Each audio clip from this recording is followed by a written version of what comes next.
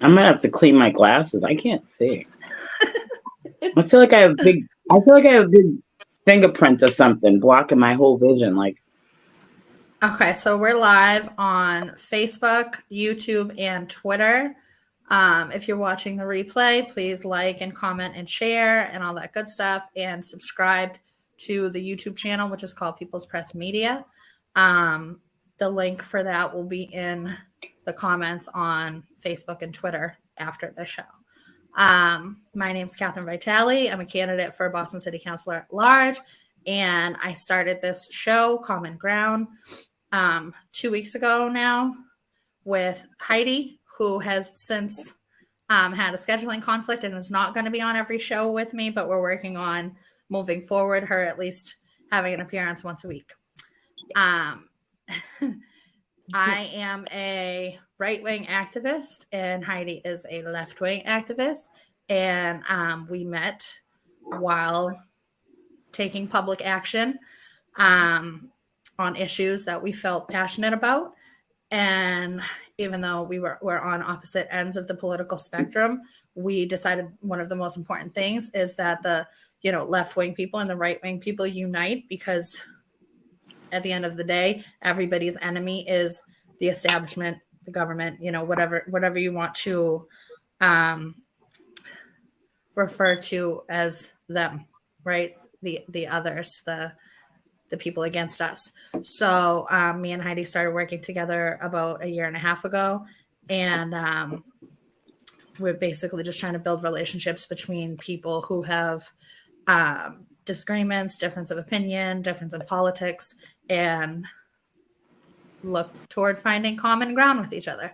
So today we have a guest, Heidi. If you want to tell everybody who our guest is and explain a little piece, and then she can go further into detail. Okay, yep. So this is Jenelle, and I met Jenelle when she was out protesting for her son, Christopher Divins, and we've been friends ever since. I would call her family, and yeah, she's just an awesome person, and basically she's going through a lot of hell because of people that want to silence her, and she's done nothing wrong. So take it away, Janelle. hi, my name's Jenelle, and I met Heidi when I was out protesting in front of Randolph Town Hall. Randolph police ran over my son. I invite you and implore you even to Google arguing while black, because that little piece was written by a Harvard law professor, and he gives his take on what he thinks about it. And then in the meantime, he also added the soundbite so that you can see, you can kind of just listen with your own ears and find out what exactly happened. Um, Leading up to them hitting my son and then after the fact. In the meantime, I go to the police station and they won't even provide me with a police report. So can you let us know a little bit about what happened before he was hit? Well, he was an offender bender. And he wasn't at fault even. He was an offender bender and he was hit from behind. So after he's hit from behind, the police show up. And when they're getting ready to tow the cars away, my son is saying to the police, wait, hold on. I need to get my wife's stuff. I got my paperwork, all my ID, my wife's ID, her bank information, and her expensive camera, my shoes. And they wouldn't allow him to get his stuff out of the car, which was weird because usually if I'm an offender bender, if I'm in an accident, my mom's in an accident, the cop is usually the one level-headed because you're all over the place to say to you, oh, miss, don't forget, get any personal effects, anything you need out of the vehicle before it gets towed. But this was different. They made my son walk from the accident barefooted, right? And then they clear the scene of the accident. And next thing you know, you hear my son talking on the phone about what's going on. And then he's telling his wife, okay, so now I'm just walking down the street barefoot because they wouldn't even let me get my shoes. And so next thing you know, you just hear this big screech, and they hit my son and smashed him. Broken hip, broken pelvis, broken femur, broken ankle, broken foot bones, 2 skull fractures, 4 blood transfusions, all his finger and toenails ripped from the roots. All his fingers and toes dislocated, and most of them broken. So he was hit. So it happened in Randolph? Yeah, The right on accident? Main Street at the corner of Grove Street where the First Baptist Church is. If you know the area, you know that one street, Grove Street, that enters Main Street, which is Route 28, that street is so wide coming into Main Street that there's an actual median at the top of the street. So you start across the street and you're coming across, and there's a crosswalk, and then poof, right there in the middle of the damn crosswalk, there's a median where you can stand there in case of it, you can't get all the way across. So now you keep continuing on through the crosswalk. They hit my son in the crosswalk. So there was a car accident, and then he left after Yeah, everything they was all sent him done. away from the car accident after they towed the vehicles with no shoes on. And then a different Randolph police officer hit him with the car? One of the cops who was at the scene Okay. basically banged a Yui and sped all the way up and bang, smashed right into my kid. First, the chief of police said he didn't even know my son, that he'd never had any interaction with my son, but it turns out that he was one of the police officers that was at the actual crash scene. Okay. And then so your son sued the Randolph police? Go. Well, he's got lawyers working on that, but that's not the point, because my son's first words to me, Mom, even if I never get a quarter from them, all I want is for that person to never drive a police car again. Yeah. In my mind, I'm thinking, kid, why wouldn't you just ask me to pull a specific star out of the sky? I mean, it would be easier than getting this dude from behind the fucking wheel. Are you kidding me right now? What do you think I am, a magician? Yeah. But sure as shit, I did it. Yeah. So that's all my son wanted. So really, that it was done on purpose. I'm certain of it. So I'm certain of it. Just like for the purpose of this show and understanding, left and right unite and all of that. How do you feel about the police? Like, are you a defund the police type person or no? No, and I take hell for that. I take a lot of shit for that. Like, I've had people leave messages on my car. I had some black girl. Because you have a sticker or something on your car, right? Because I have a sign on my car. Right, because I have a sign on my car that says good cops exist and support me 100%. So this one had the nerve to Candy Monster.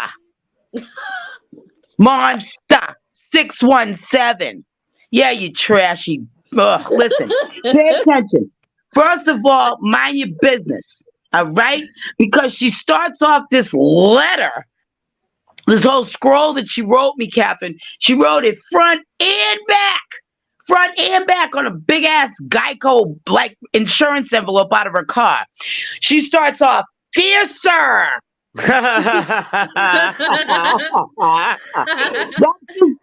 Your first 2 words is key that you need to mind your business, you black ass Karen. How about that? But anyway, she goes on to say that my narrative puts black people in danger. Oh, does it? Oh,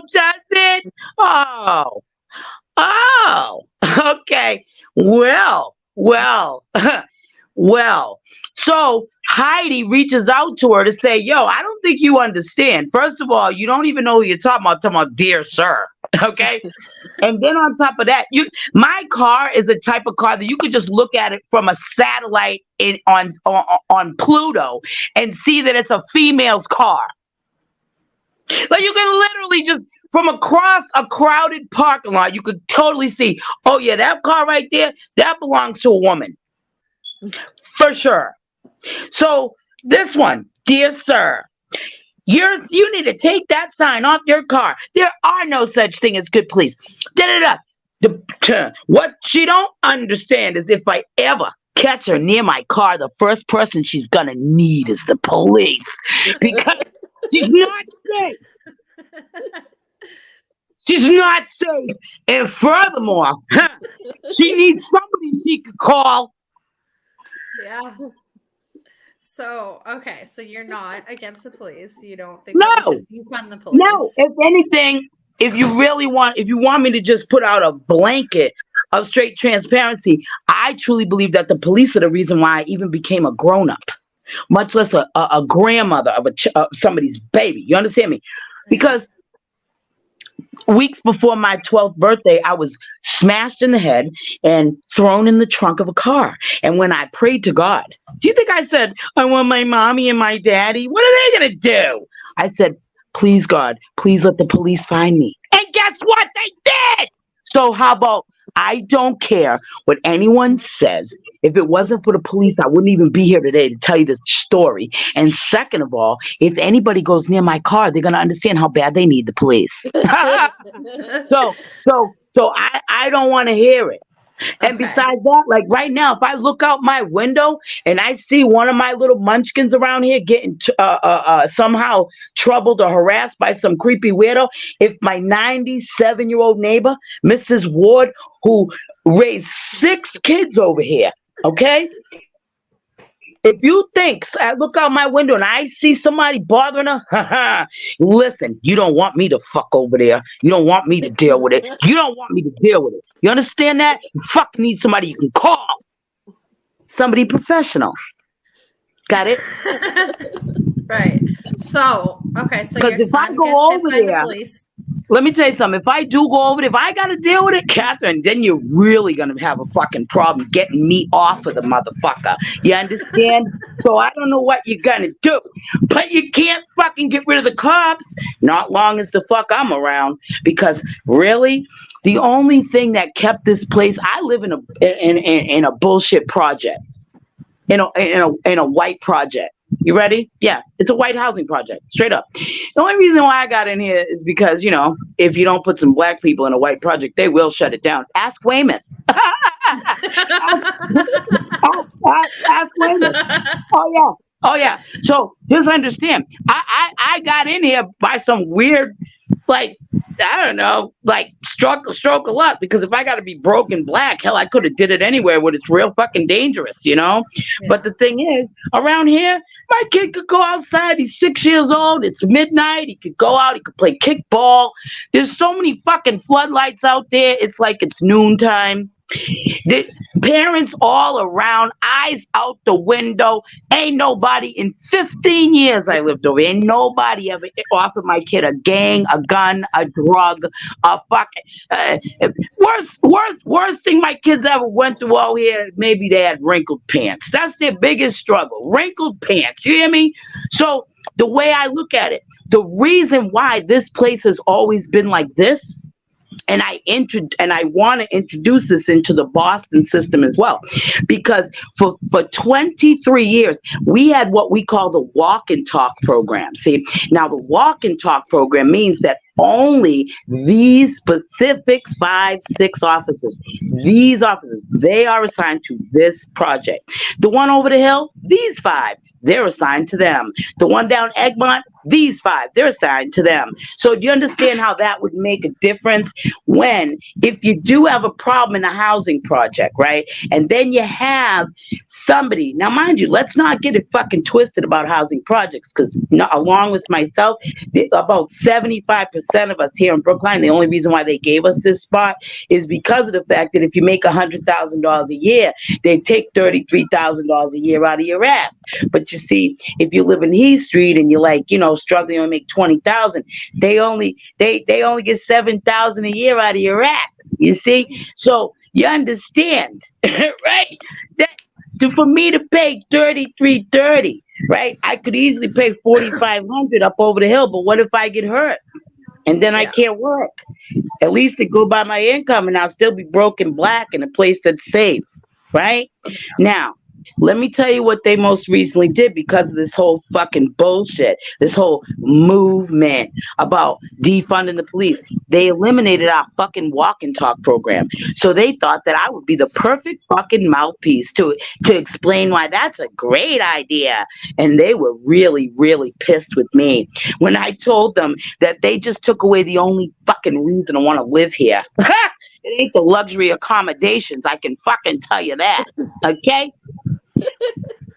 It's because of the fact that at 6 years old, my kids can play fucking kickball until midnight. Nobody fucking even dreams of fucking offering a drug, a gun, a gang, some wrinkled pants. That's what they'll end up with. That's it. That's their biggest fucking struggle around here. You understand? So nobody's in a position to tell me that that same program, if you work that same program in Heath Street Project, in Franklin Hill, in Franklin Field, because let me give you just a tiny detail. Let's say you got a fucking 17-year-old little fucking pissant punk and he's selling drugs. He's doing the wrong thing. Or he's beating up his girlfriend. Or whatever the fuck his little pissant problem is. When the cops want to go fucking arrest him, what the walk and talk program does is they say, oh, we know Jenelle. First of all, if she know anything about this, she gonna flatten her fucking son. Really, all you gotta do is call her. You didn't have to call us.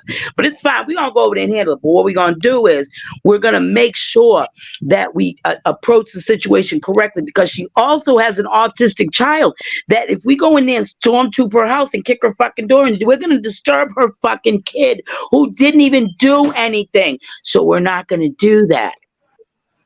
See, that's the difference between the walk and talk program and having a personal relationship with each one of the families in a housing project, because only these 10 cops. Yeah. You see? So if it has anything to do with that project, even if that cop that's assigned to that project ain't on, they'll quickly call him like, yo, dude, you know such a the Colemans? You know that little punk ass kid, we're getting ready to run up in there and just grab him. Is there anything we should know?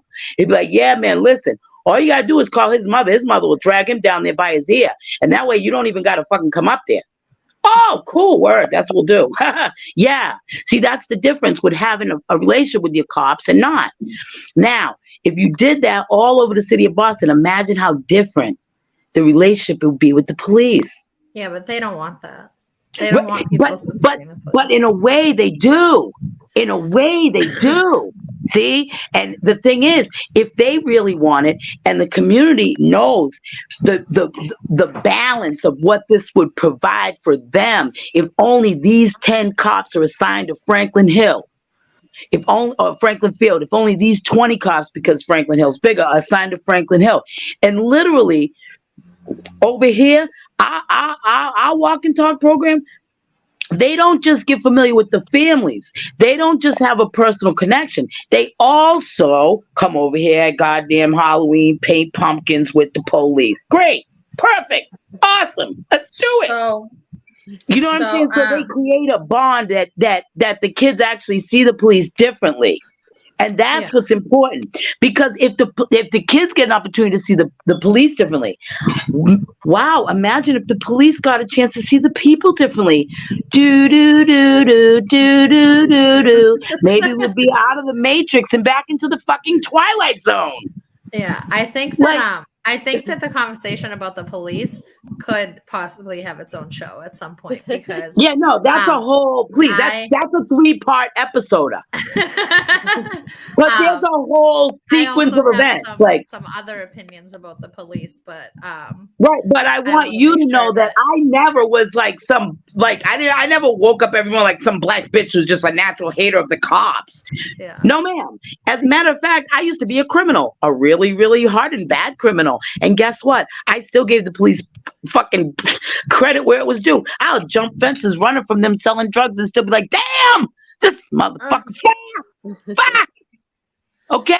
So nobody's in a position. I give credit where credit's due, but they're not always due credit. Do you see? If you've never had a Burger King burger that looks like it's been kicked across the floor, you've never had one. But guess what? We don't give up on Burger King. We still gotta go to Burger King, because everybody's not good at their fucking job. But not everybody's gonna give you a burger that looked like it was kicked across the floor. See, Yeah. if I need to be arrested, because God knows, knowing me, I may need to be the fuck arrested. I just don't want to be fucking violated, humped on, jumped on, stomped Right. on, So let's stabbed. move on to how you I mean, were I violated. mean, you know what I'm saying? Like, I mean, I'm not saying that they shouldn't use the force available to them when necessary, but I'm CJ's grandmother. And if something So about CJ's grandmother scared them so bad that they had to smash me into the concrete, then I just don't understand who in the fuck we're giving well, guns to. okay, so let's move on from so your son had a car accident and then everything, the cops came, everything was handled, and then he went to go walk back to wherever he was going. And And then let's not forget he only lives point two miles away from the crash site. What decent right. cop doesn't say, "Hey So kid, let me give you a ride okay, around the corner where you live"? so your son Chris goes to walk away from where the car accident happened, which if anybody's just tuning in now, we learned that her son was in a fender bender, and this was in July or August It of was August 2020. 25th, 2020. August 2020. And so he goes to walk away after everything's said and done and gets hit as a pedestrian, gets hit by a Randolph police officer. And it's one of the officers that responded to the scene of the accident. So pretty much after that, I think that they were, looking for justice and proving that it was intentional. By the police officer, and even Jenelle didn't want to believe that part at first. She didn't want to No, believe that it I might have told been my own kid intentional. that wasn't true. And then, so when did you start protesting? Well, I was out there from day one. And on day 62, they ran out there and jumped on top of me and smashed me into the concrete and arrested me. So you protested at the Randolph police station Every for single 62 day. days. For 62 days straight. So what did your protesting look like? Well, Like how many people were you guys loud? Did you oh have my God, noise it amplification varied. devices? Well, this is the thing. It varied in size and how many people. It varied in the different ways we did it. Like, I mean, Heidi can tell you, we did everything from creative shit, like giving out candy on Halloween, giving out cupcakes on my birthday. We You blew were bubbles roller out skating one night. there. Roller Then we had the bubble skating. machine out Like there. all peaceful. All peaceful. Oh my God. Like it was just crazy shit. Music, But then, dancing. yeah, oh yeah, I was on roller That's skates. funny. Like, We did a birthday party protest too in front of Woo's house one time. yeah, no, seriously. Remember We I had a ordered the cake and table, everything, and I was out there saying, remember Heidi, I was out cupcakes. there saying, good cops get cupcakes. Good, you too, come here, you're a good cop, you get one. You, no cupcake for you. Remember? Yes, because I was pointing out the ones. I was pointing them out. So The ones that was not 62 getting the days. cupcake. 62 days of peaceful protest. And what time of day were you protesting? Oh, that's okay. So that's where it gets crazy. The only business that was ever open in the entire area never complained. And the business that complained was never open the entire time we were out So there. what time of day were you protesting? Well, remember, we started at 8 o'clock at night. But then when the summer was over and it started getting dark early, it started feeling a little more dangerous because they were getting really threatening and shit. So then we moved it back to 5, but the bank closes at 4. Okay, so you were protesting. It started at 8 p.m. and then went to 5 p.m. And was there a Right. reason for doing it at 8 p.m.? Well, it just started off at 8 because that was the first day I was there. I was there at 8, and basically it worked with my work schedule because I worked 3 jobs. Yeah. So every day in between my jobs, I would just fly out there from Brookline and just stand there for a good hour until I knew I had to go back to work.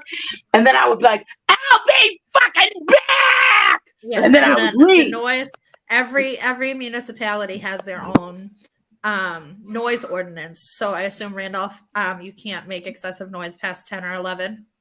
Well, no, that's the funny thing. We were never there past 10 or 11, number one. Right. And they never brought up noise. They said that I was literally disturbing the business, but the business was So, closed. well, so yeah, so let's get into that. So after 62 days, so on the 63rd day was when somebody made a complaint. Was it on day 62? 62. No. Heidi, go back, because remember, before they actually jumped on top of me and arrested me, remember what they did first.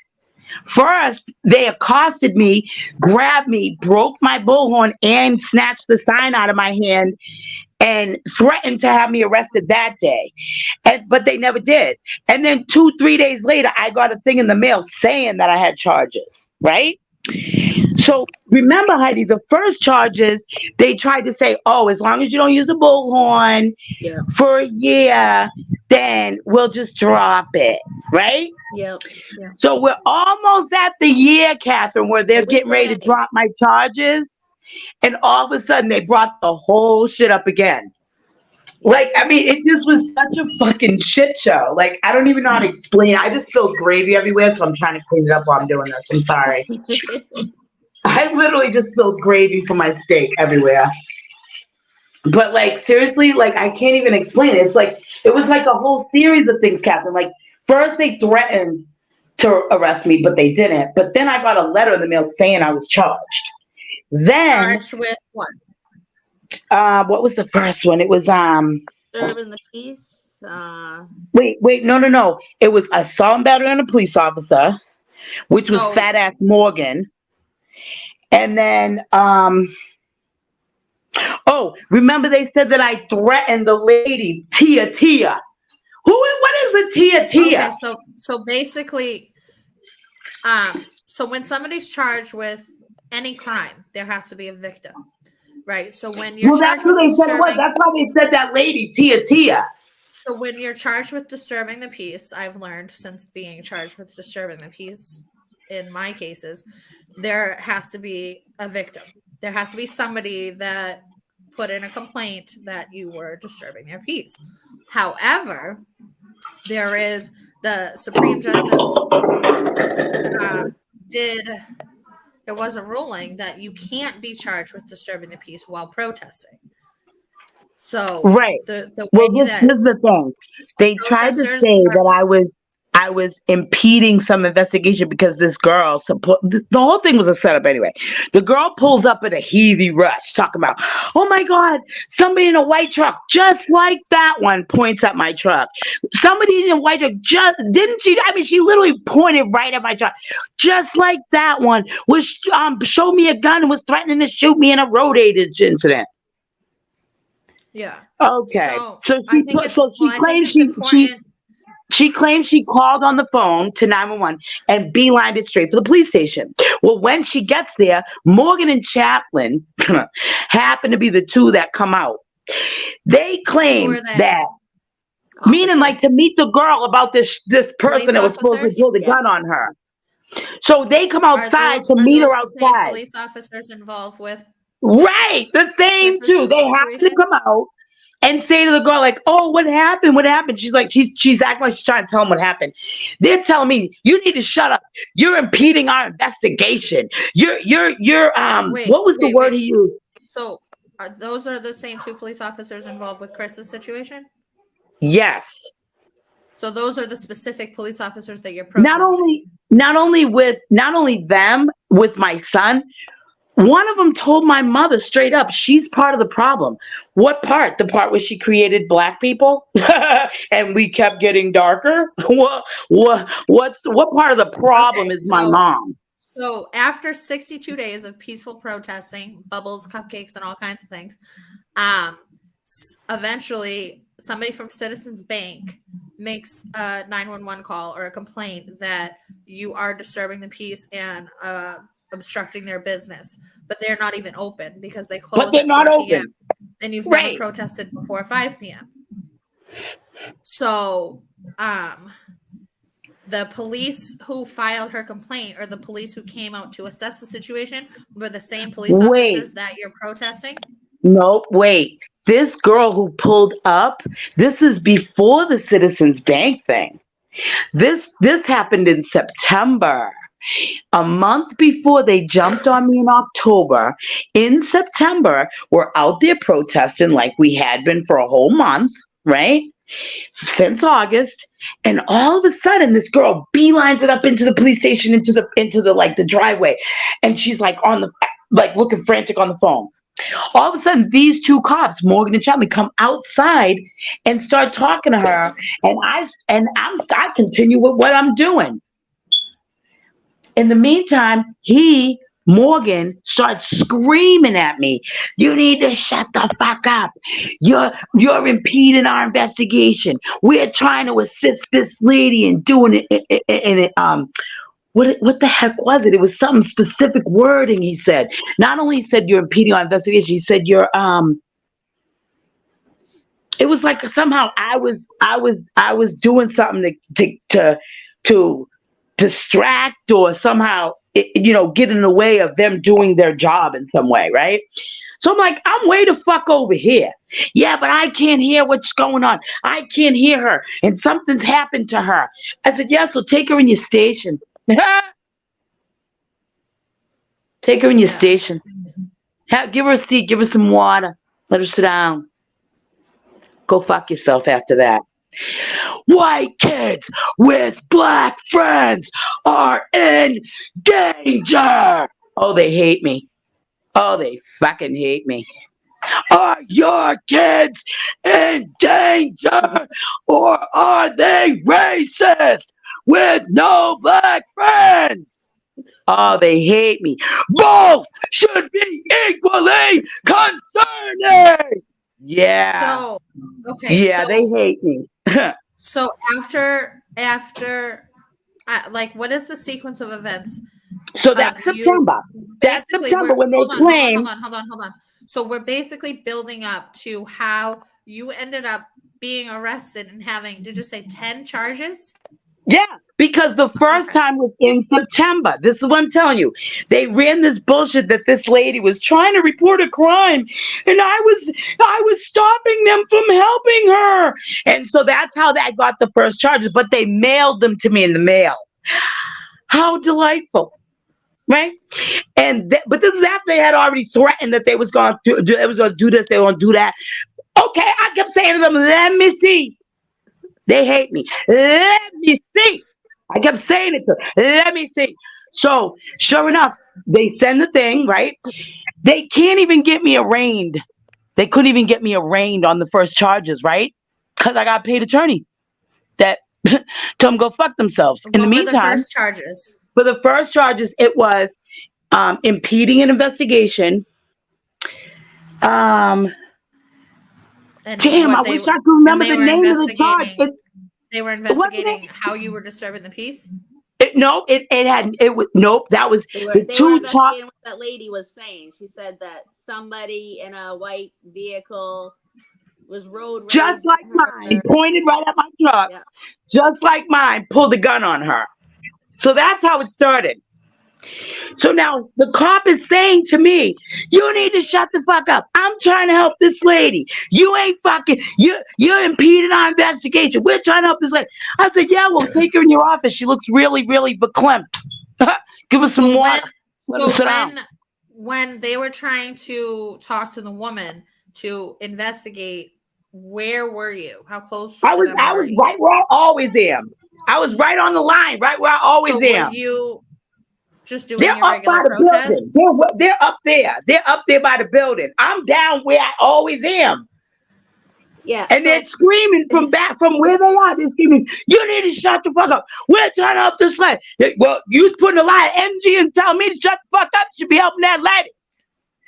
Janelle, it was a setup. It was a setup. Yeah, it was a total setup. So in the meantime, guess what the lady, this is how they describe the lady, this witness, right? Guess what her name is? Tia. What is she, a rapper from fucking Louisiana? What are you talking about? What's her fucking name? What's her name? Oh, I'm not surprised, seeing how you ran my plate 10 times, and then when you charged me, you wrote my wrong name. Divins? Hello, that was 3 husbands ago. You ran my plate 10 times. You couldn't even get my name right. Every time I went to court, they kept calling my name, and I kept saying, "That's not even my name. It hasn't been my name since my 30-year-old was like 6." Yeah, I've had that Like, too. there's They no don't care mistake for there. accuracy in the files.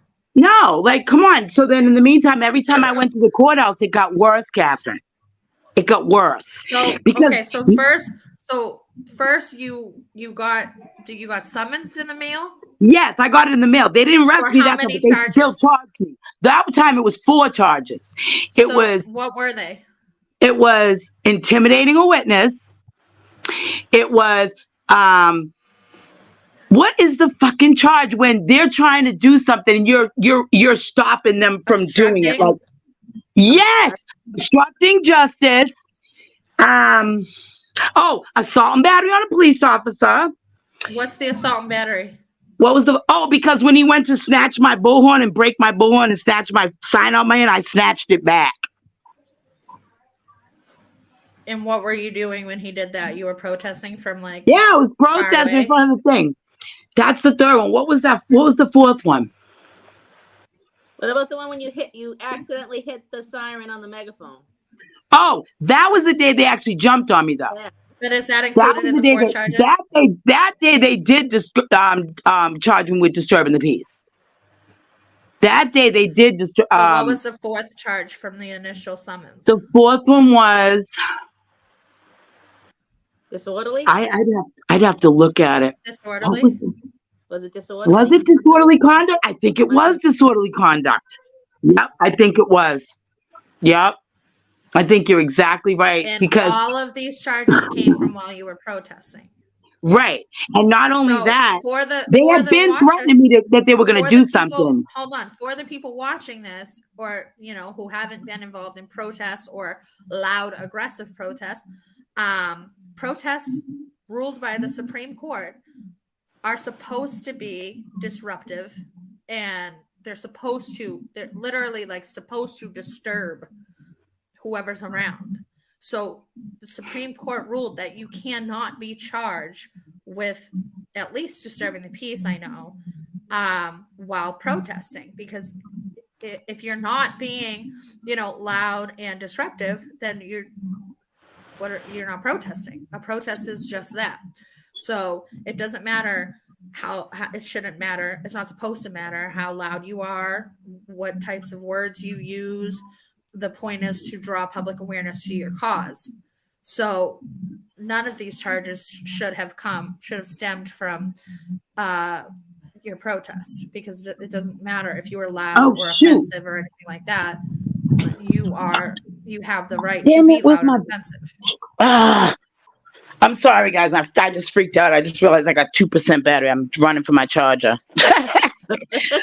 Oh my God, my life! I tell you. No, okay, that's exactly right. And then you got a summons for 4 charges, and then how long after that until you got something else? Okay, and then in the next month is when they actually jumped on top of me and arrested me. So, do you want to take a pause for a second, and I can show the video of that happening? Show the video. Keep in mind, whoever's watching, I'm new here. Okay, so I've shared videos a couple times, but Heidi, let me know if or the viewers, people in the comments, let me know if you can't hear it or if you can't see it or whatever. I'm going to try to show it now. And here's your disclaimer that it's disturbing to some.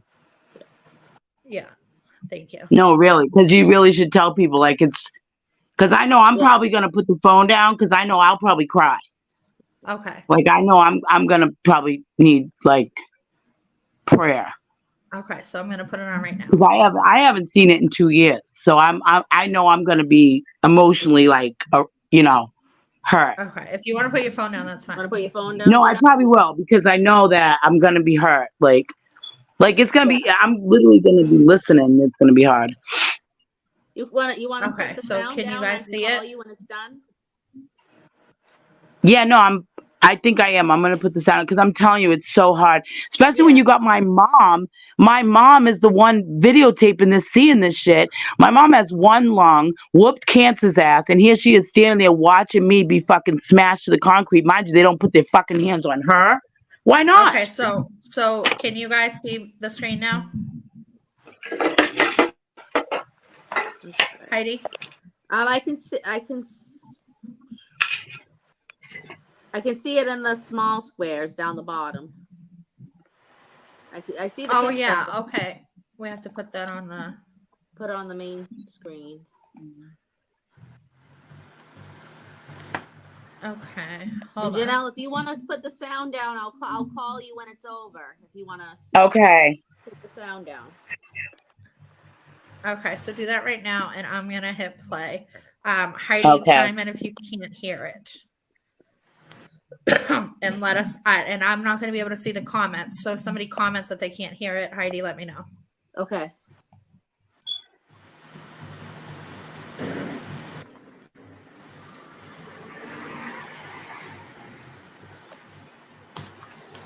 I can hear it. Mind you, look at this creepy weirdo recording me on his fucking personal cell phone. I'm gonna put it in the trunk. Don't touch me. Don't touch me. It literally was an accident. I'm putting it away so there won't happen again. Yo, Officer Tim, I'm over here. Mind you, I'm on the phone with a cop. And literally just now, I mistakenly don't touch me. No, don't fucking. Officer Tim, I am here in Randolph, and they are fucking abusing me. They are literally grabbing me. Phones up, people. Phones up. We got a cop recording. We might as well all record too. That's my mama. You That's think my what mother. you're doing is right? I will get out on my own. Ma, I will get out on my own. Don't fucking touch me. No. No. Don't touch me. Touch me. Mom, get my keys. I got him. Let me get my personal belongings. What the fuck? This is what you do to me. This is what people in Randolph do? I didn't do it. This is what the cops in Randolph do? I'm begging I was you. proud of you guys. I'm begging you. I was proud of you guys. PTSD. You don't have to do all that. Please don't. Please don't. I have PTSD. Please don't. Please. I'm begging you. I'm begging you. I'm begging you. I'm begging you. I am begging you. I am begging you. You're hurting me. Mom, I can't breathe. I gotta roll me over. I can't breathe. I can't breathe. You hear her saying she can't breathe? Roll me over, please. Sound familiar? Please roll me over. Please roll me over. Sound familiar? Please. Can't Roll me breathe. on the side. Please. Just roll me on the side. Please. Please just roll me on the side. Please. Please. Please. Mom. Mom. Get my keys. No, I can't. I can't. You gotta wait a minute. I can't wait. Just give me a second. I need an ambulance. I need an ambulance. For sure. Back away For from sure, I can't breathe. Back up. Back up. Just back up so you're not interfering. I'm not interfering. Too close. Seems like you need too many people to do this job.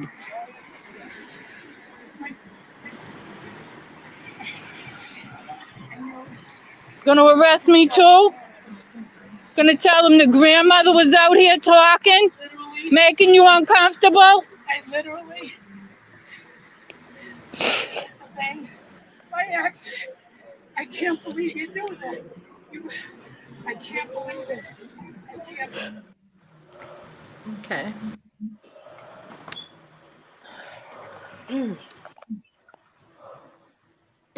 That was all because she hit the siren by accident on the megaphone.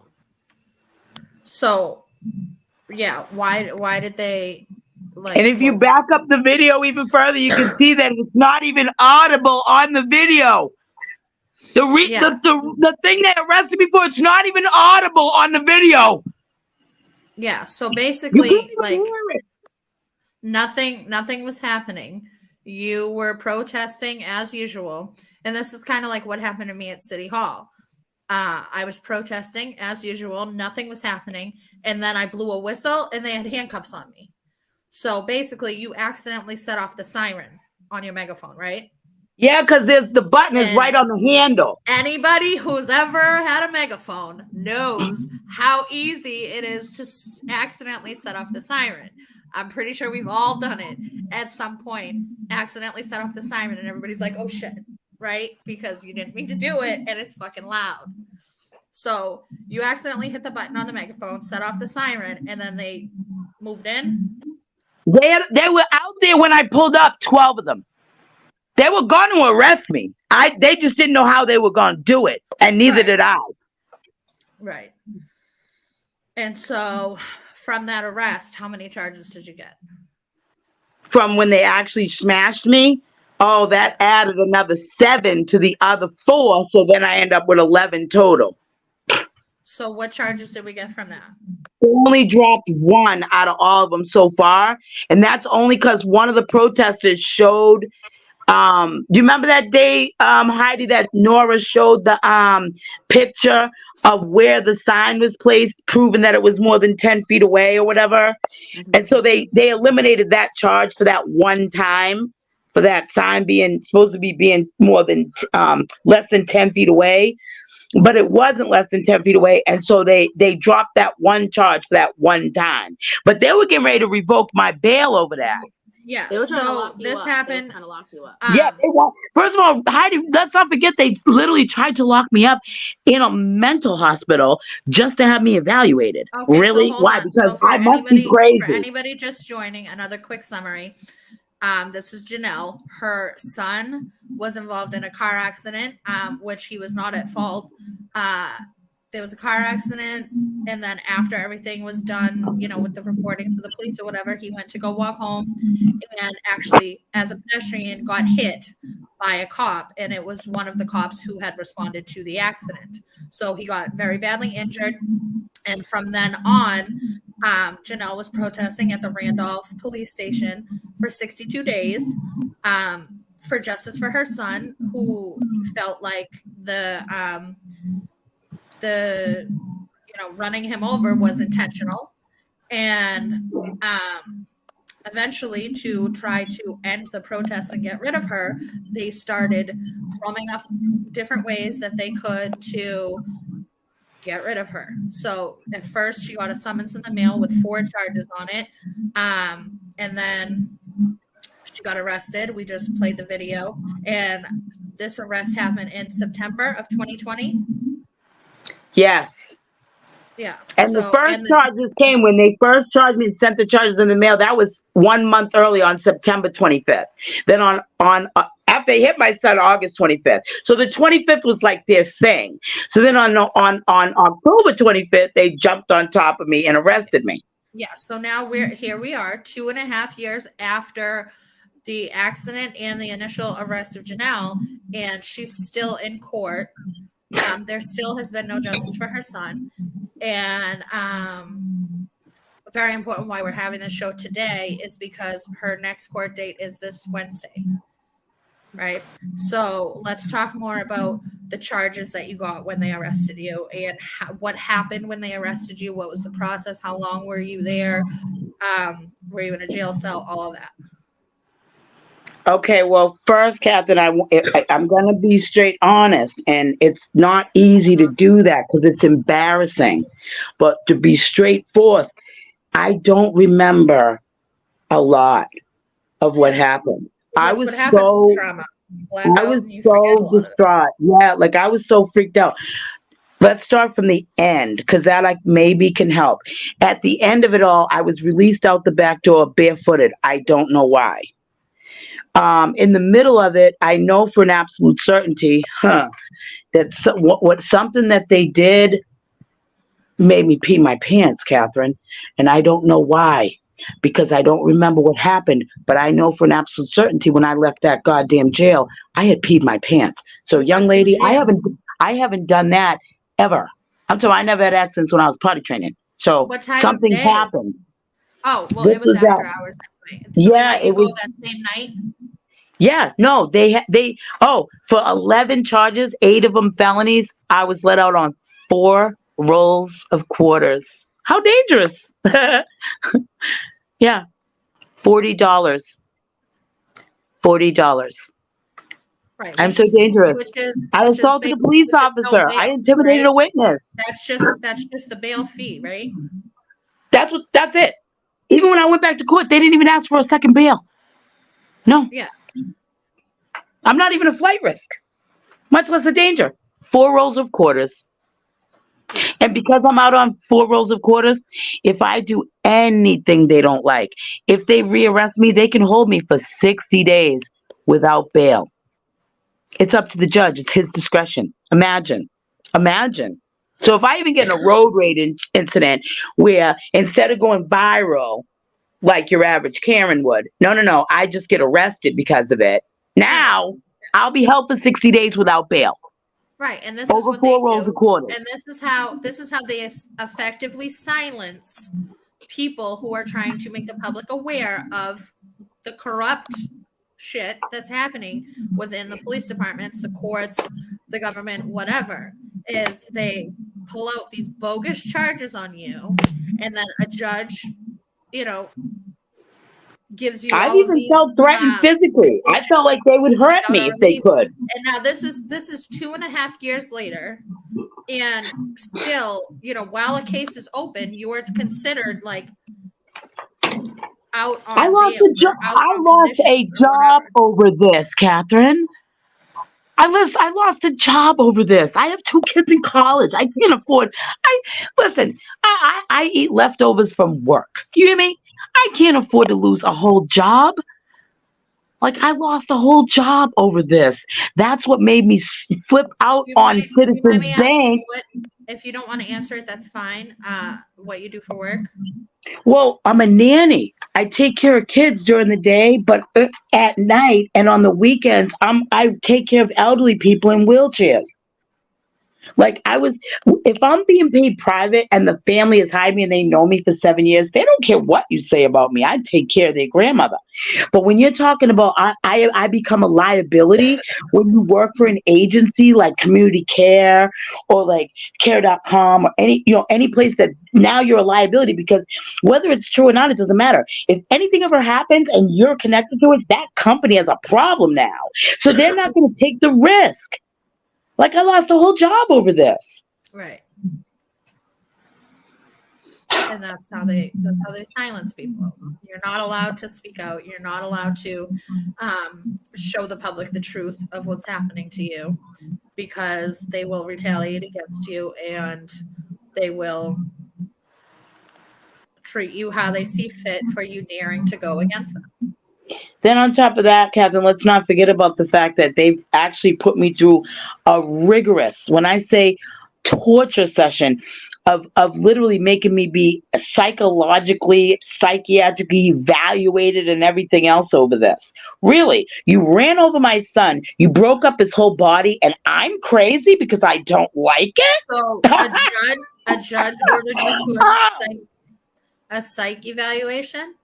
15A and 15B. And for the 15A, before I even secured my paid lawyer, they were talking about putting me in a psych ward to have it done. Yo, I hire a paid lawyer. The lawyer says straight up, no. Listen, she's functioning in every facet of her life except for when she has to come here. Right. Maybe she could heal from what for happened people to her watching- son if she didn't have to keep coming here. I think this is very important to note that this is how they ostracize people who tell the truth. They call them or us crazy, right? They have to because it's easy to discredit you when they do that. Something that a lot of people need to understand is the court of public opinion matters a lot, actually more than what actually happens. It's how the public is depicting what happened. That's why media coverage and public demonstrations and stuff like that is so important, and documenting the events yourself by taking video, by streaming live, by having conversations like this, because if the public hears about it, they're going to go off of whatever they're hearing. So if they're looking at the media coverage and the media says that you're some crazy, out of control, well, this is the funny thing. lunatic, Media never said that, right? And I guess that wasn't good enough. So they had to make sure that they could do whatever they could. They still can't. They still have got nothing. They still have no reason why they ran over my kid, why they then jumped on top of me and arrested me because I didn't like it. Nothing they're saying is going to change the objective data. The objective data is what they did, and then what they did because I didn't like it. So they can't change that with a narrative. They can't change that with a psych eval. You know what I told them when they said I need a psych? I said, good. Make sure I get a CAT scan on the house too.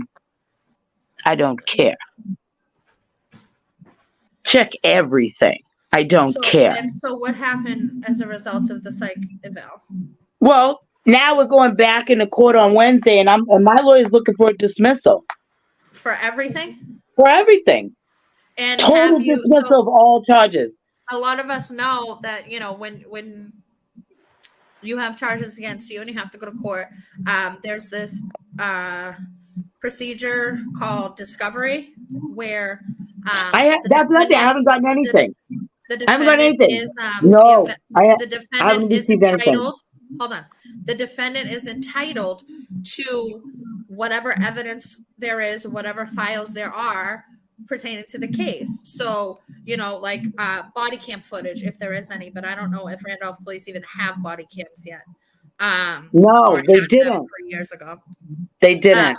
So, or any cameras that are in the area, anything like that, a defendant is entitled to all information, any and all information or video footage from, the incidents wherever they're being accused of doing whatever it is that they say that you're doing.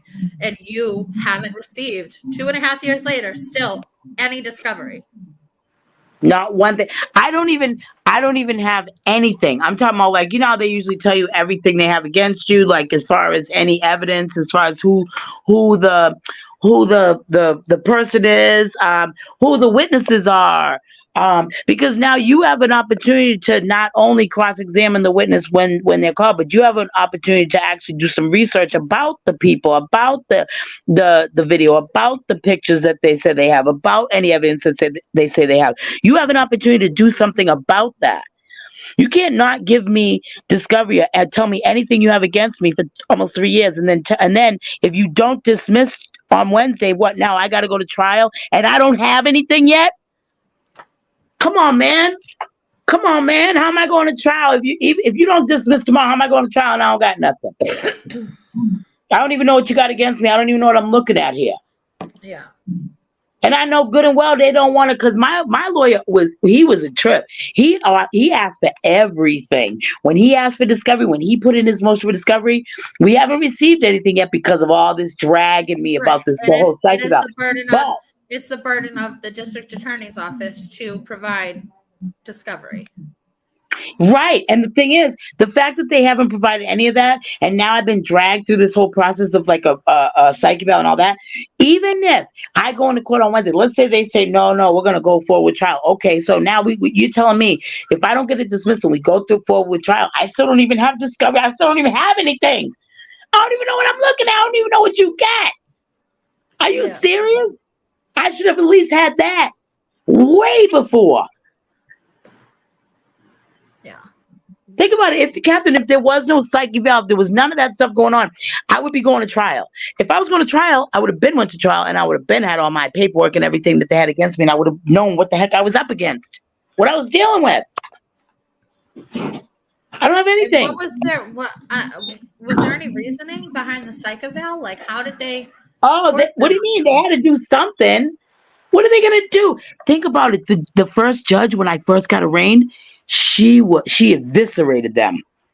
She not only told them to their face, you cannot tell her she can't be there. Heidi, do you remember the first one when the first guy who signed me out on bail, he tried to say that I wasn't allowed back over there, and the judge was like, "Are you kidding me? We're going to tell a private citizen she's not allowed in a public building that she helps pay for. Furthermore, that city hall is coupled with the police station. What if she's being killed? She can't come there. Right. Are you people crazy?" The judge eviscerated them. So I want to pause here real quick to address this question, because I think that maybe I can answer it partly for you, and then you can answer it too. I feel like probably you went ahead with the psych eval because you were just trying to, do whatever they wanted in hopes that they would just get rid of all this. Like, okay, Well, look at if I had a choice in the matter, that would be the logical explanation. Because I would just want to do whatever, just to freaking whatever. Because that's But that's no, what we're ma'am, taught. this was court ordered. If I Oh, it didn't was do it, court I would have went ordered? to jail. Yes. How can they court order you to something if they haven't God, proven they anything? can do whatever they want. want Don't to you shut know? her They up. you watch the news. You know if they wanted to, they'd come right in here right now and kill me right in front of my mac and cheese, right in my plate. Girl, please, they do whatever they want. A couple months before they arrested me and they had me all in Quincy court, I was so petrified because they had just beat the living shit out of a 13-year-old juvenile that was in their custody down there in Holden. If that's what they do to a 13-year-old little juvenile, what do you think they'll do to me? Oh my God. I was petrified they were going to just grab me and hold me just because they could. Because every time I went there, they were threatening to grab me and hold me just because they could. I was like, I have 3 jobs. I have a guy right now who's waiting for me to change his pamper. I can't go to jail.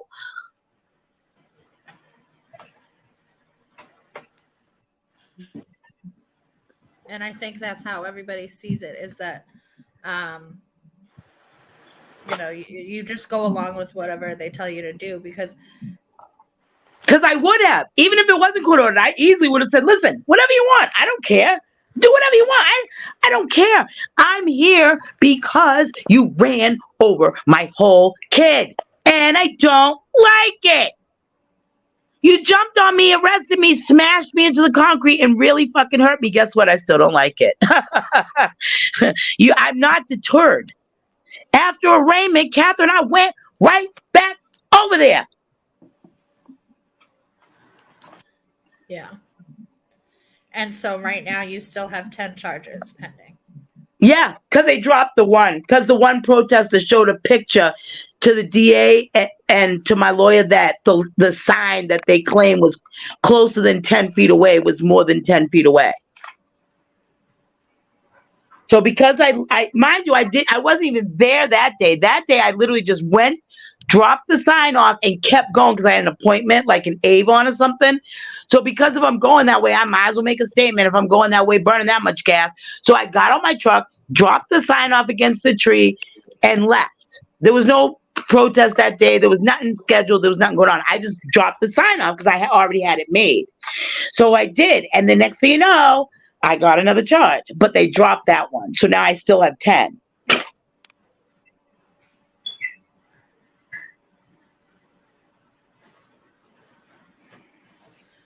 So Mind you, I did everything I could to keep my black sons out of their business, out of their courtrooms, out of their police cars, out of their handcuffs, just out of trouble. I've never even had a freaking principal call the school. I've been called from the school about one of my kids. Nothing's more scary to them than me. So really, trust me, I've never had to look at trouble out of them. So if you did, after I keep my sons out of your business, keep them out of your handcuffs, keep them out of your courtrooms, put them in college, make sure they're going to be successful human beings. Even if they do marry your white daughter and you don't like that, at least he'll be able to take care of her. And you run over my kid. yeah. Okay. And then I'm supposed to just go, oh, it's all right. Like, I'm really verklempt over it, but you know what? I can handle it. No! No! No. If they ran over a golden retriever, people would be more outraged.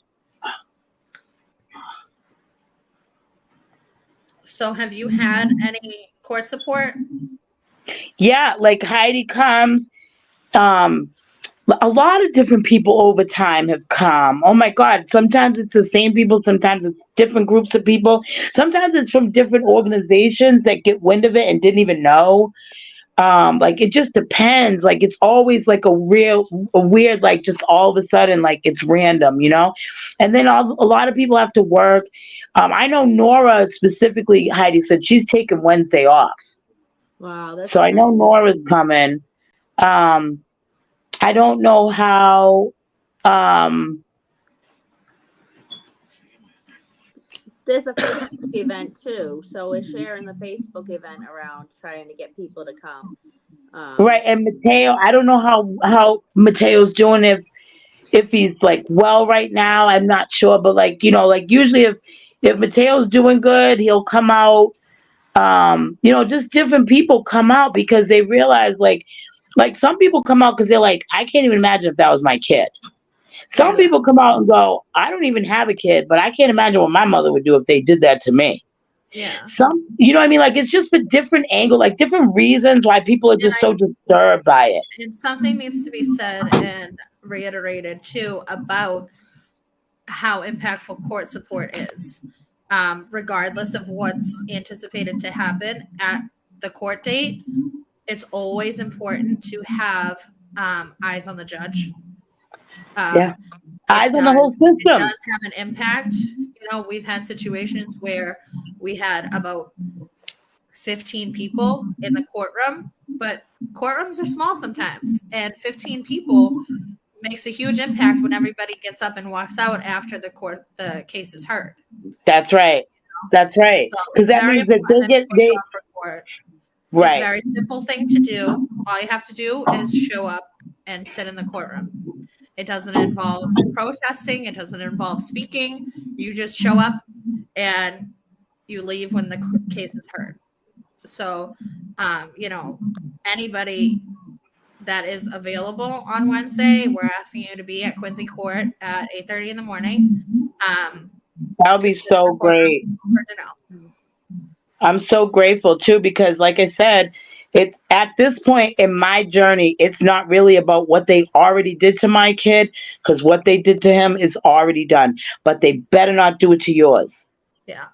Do you understand what I'm saying? Because I'm telling you, the fact that they act like a bunch of gang members, I'm sorry, but that's just not the way the police were designed to operate. Yeah. And like I said, I fully and firmly believe if I look out my damn window and I see some shit right now, I need somebody I can call because you definitely don't want me over there. Yeah, and You it's don't very want me important over for there. people.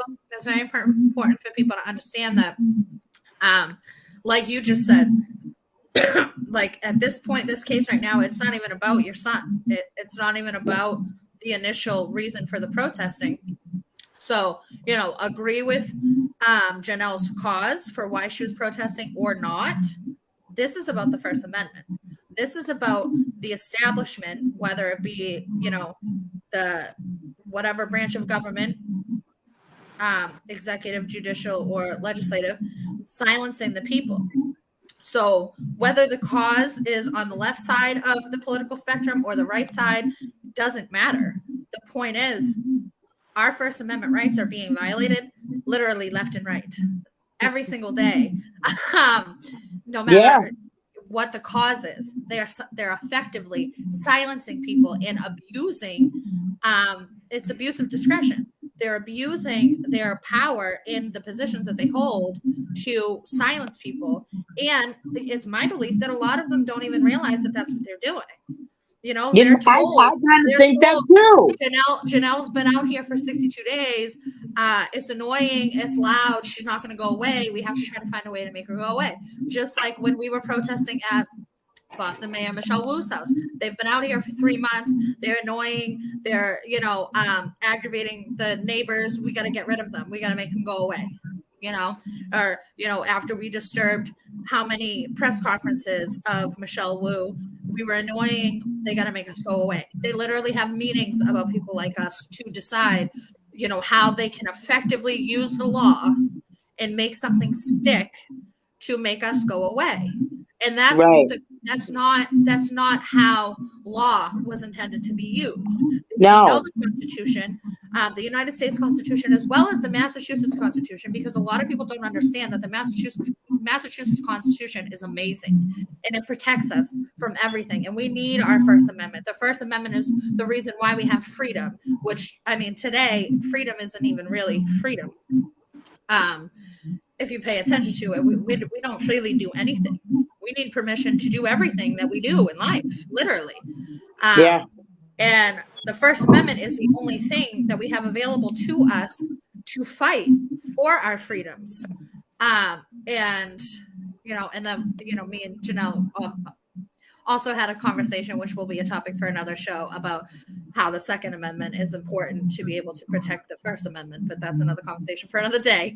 But any issue that's a First Amendment issue needs to be a uniting issue of people from all ends of the political spectrum, because without the First Amendment, none of us can fight for anything.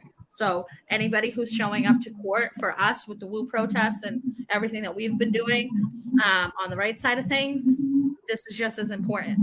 It's important that we unite on First Amendment issues, regardless of what the initial cause was.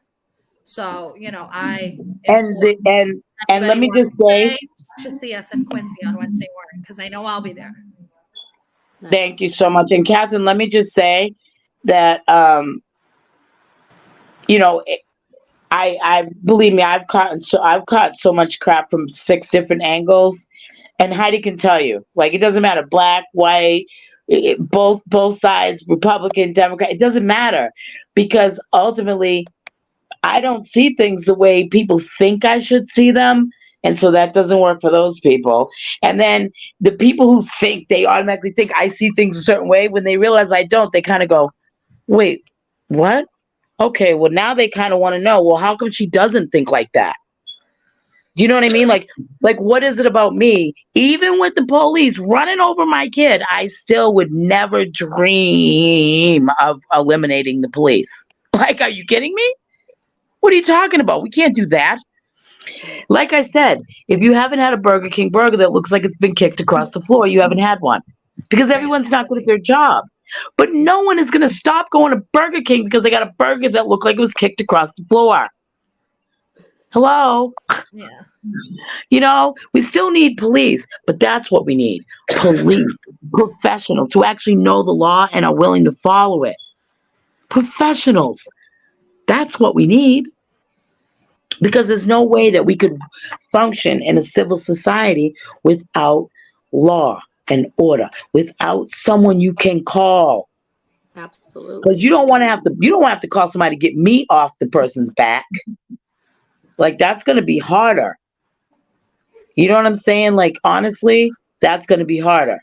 So really, that's my whole thing about that, is the fact that the police that we have, they need to be professionals. They need to know the law and follow it. They can't just do what they want because they have an attitude with you. They can't just arrest you because they don't like what you're saying. Right. Excuse me? I don't care if I call you a cum-guzzling gutter slut. I have every right to do so, sir. Right. And guess what? There's nothing you can say about that. See, this is the thing. First Amendment is for everybody, and we do not need to be nice. We do not need to be respectful. Right? No. Heidi, you heard me out there. You know damn well why they hate me. Oh, I'm the type that looks right at the cop and says, your own mother don't like you. She just let you eat her pussy on the way into the world. Now, see, they don't like that. They don't like that. See? Especially when they expect me to say, Black Lives Matter. No. Your own mother don't like you. Right. See, my mother likes me. Oh, and I love the one that day, Heidi, remember the guy said, oh, he got all flustered. That doesn't make any sense. Ah, what were you, a C-section? She really don't like you. So there we have it. You know, that's, I mean, in a nutshell, there's no way I could be any more real than what I have been today. And honestly, I've only watched a little bit of what I said.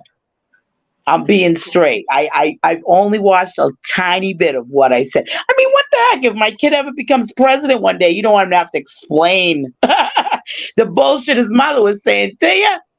No, I don't want him to have to explain it. Shit. So that's why I watched a tiny bit of what I was saying. But most of what I was saying is really how I feel. Like, so, and ultimately, really, when we think about protests against the police are normally are like really warranted. Like, I mean, when you see like some of the stuff you see them do is like, whoa, dude, you really did that in front of people? Damn, you're a savage. But on the other hand, we also have situations where the police are truly in danger and they have to shoot. They have to defend the innocent. They have to defend the meek. They have to defend children. And they might have to kill someone. That's just in their job description. But if you shoot somebody in the back just because he ran away, that's not okay. Right. That's what criminals do. They run away. They run away. You never seen the coyotes shoot the roadrunner in the back? No, because that's just wrong. Okay, you don't shoot people in the back. The roadrunner always peels out on the coyote. He ain't never shot him in the back. He tried to drop a couple anvils on him and it backfired, but he never shot him in the back. So I'm glad that you came on to tell your story. Heidi, I'm glad that you suggested it. And this video will be posted after we're live on YouTube, Facebook, and Twitter for people to share. And also people that are watching, please share it and please comment after it's not live anymore because that helps the visibility on all platforms. Oh, right. Yeah. Getting comments after it's live. And if I go in and look and see people coming in, I'll answer any questions anybody got. Because I think I only seen one like real quick and said something like, what the hell? This shit happened that long ago. They're still going to court. That's all I saw. But like, if there's any, I'll answer anything transparently. And if I got any receipts, I'll show them. Like, I got paperwork and whatever. But like, this is a matter of public record. So this isn't something that I could hide. This isn't something I could make up. This is a matter of public record, and you are the public. You all have the right to get this information. Yeah. Like, seriously. Like, for a little while, people were just doing stuff like this to protest. I don't know if you've ever thought of this, Catherine, but, like, some people would just call on Citizens Bank saying, is this the bank that supports police brutality and hates peaceful protesters? Which one is this? This is in Randolph? Yeah. See, so not only are you letting every other bank in the whole sisterhood know what the one branch did, you're letting them know that now you're calling around to find out about it. You see, so that's just one tactic. You can make phone calls from the comfort of your home while your toenails are drying to get on people's nerves, to get under people's skin, to get things done. Because I know for a fact, Citizens Bank don't want this smoke.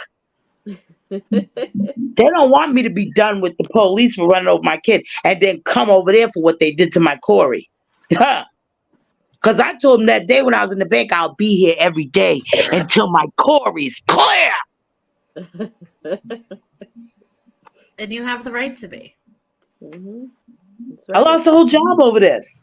Like, come on, man. And I'm good at my job. I don't want to toot no horns or nothing, but God damn it, I don't build a railroad or nothing, but I'm good at what I do. Yeah. Shit. Even when I hate it, I act like I love it. Now that's good at what you do.